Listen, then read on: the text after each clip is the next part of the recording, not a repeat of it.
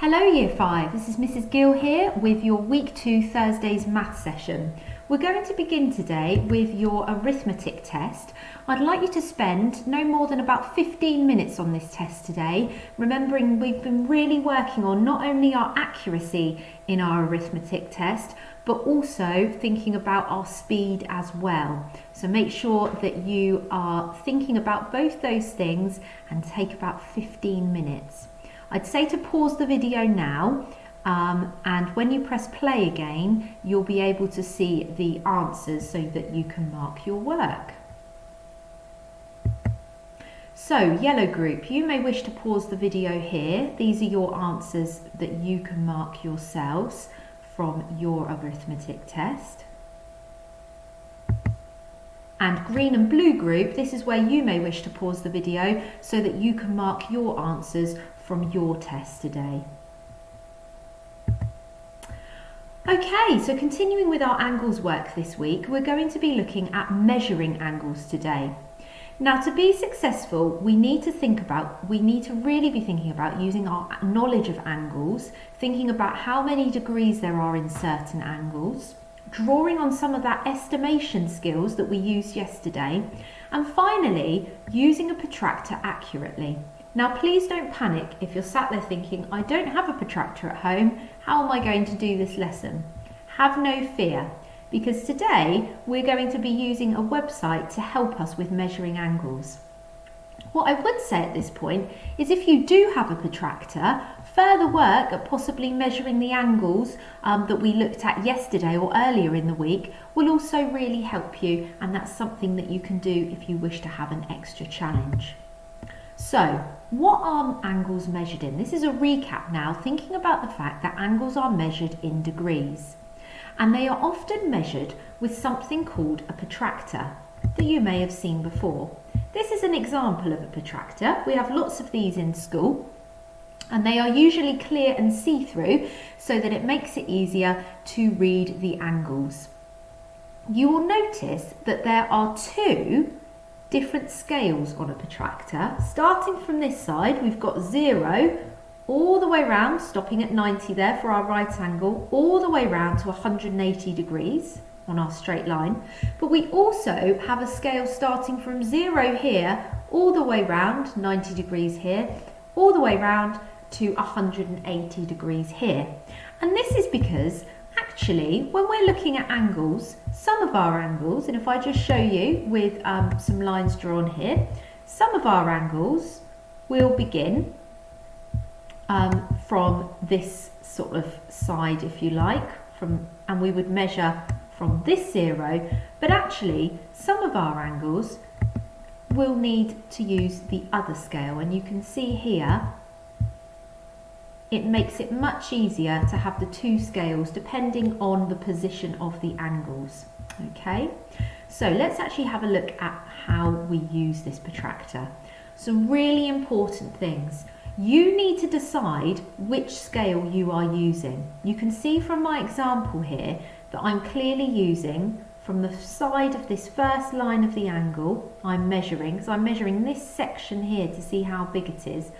I've lined up the bottom line of my angle with 0, okay?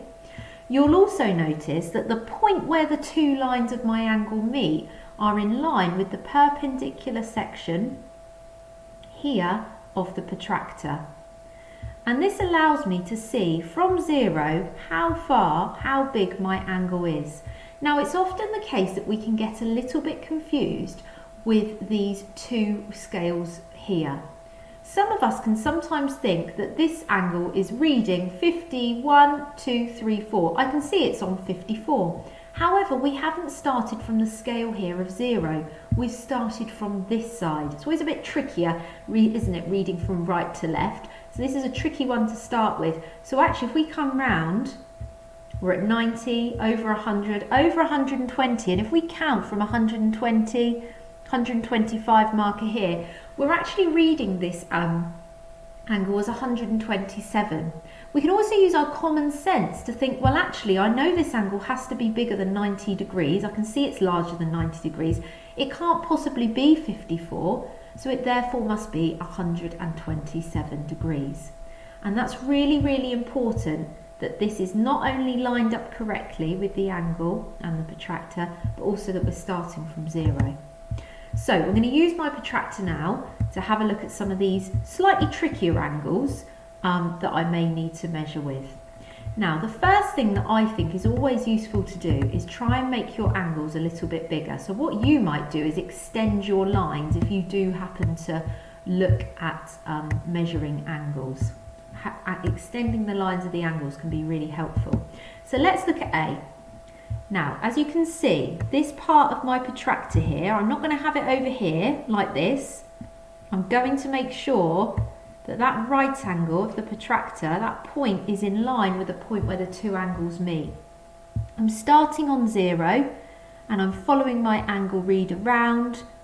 It's not quite 90 degrees, so I know I'm not going to be looking at 104.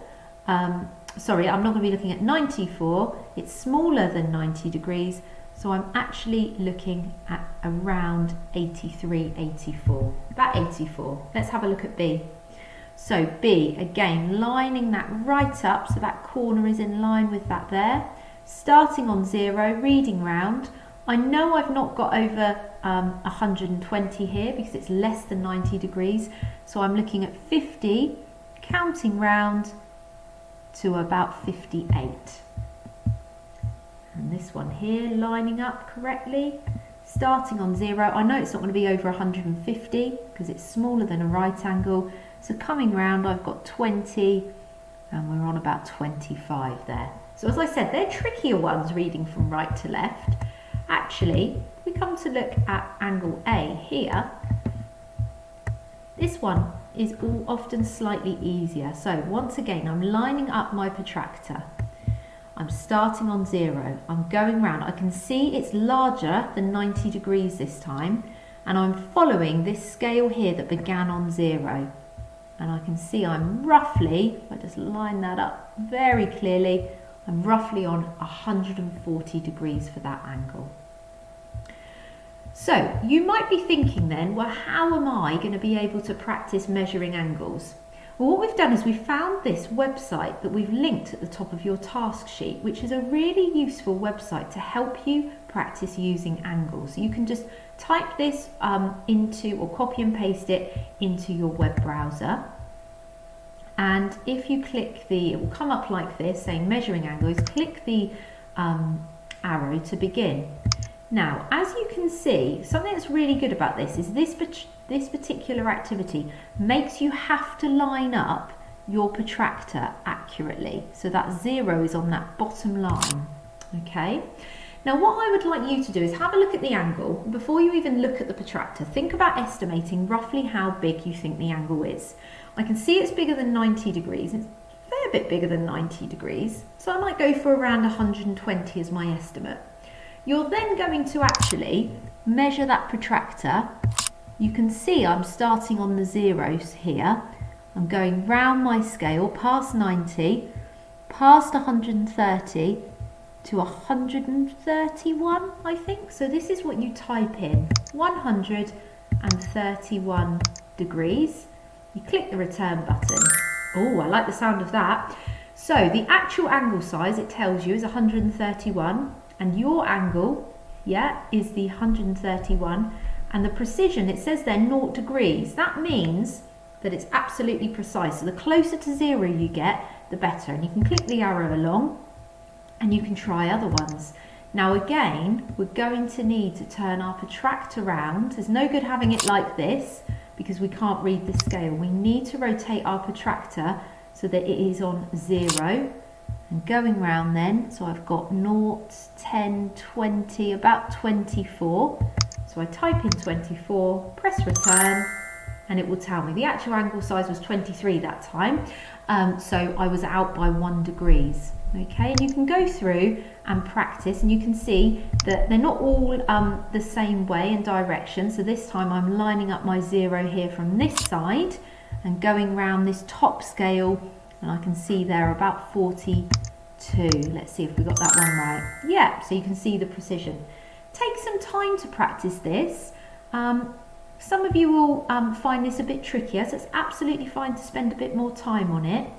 and when you feel secure with it, you have maybe been working through, and it might be worth pausing the video for this bit, you've been working through, you'll think about that angle, give it a bit of an estimate before you actually try, use the protractor, and then you can actually check it to see, I've put how many points away you were, so the closest to 0 the better. When you feel secure with that then, there's some reasoning tasks that you can have a look at that just explore how we can use a protractor accurately.